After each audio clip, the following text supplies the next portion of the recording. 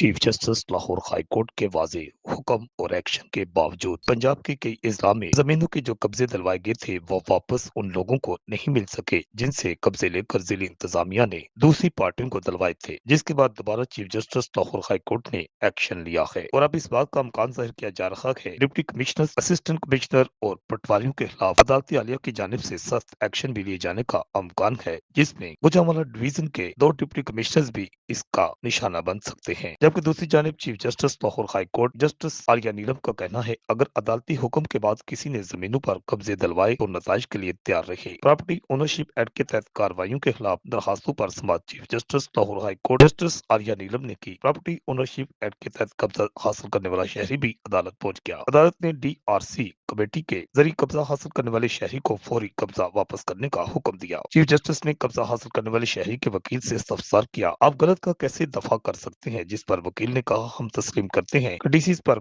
बनी कमेटीज ने इख्तियारात से तजावुज किया, जिस पर चीफ जस्टिस ने कहा आप पहले कब्जा वापस करेंगे फिर आगे बात करेंगे। जस्टिस आर्या नीलम ने कहा क्यों ना इस कमेटी में इमरान के खिलाफ कार्रवाई शुरू करें। वकील खुद तस्लीम कर रहा है कि डीसी ने इख्तियारात से तजावुज किया, अगर पटवारी टाइम से काम करता तो ये मामला आगे ही नहीं जाता। जब सिस्टम को बाईपास करेंगे तो फिर ऐसा ही होगा। रिपोर्ट आकाश न्याजी, कुछ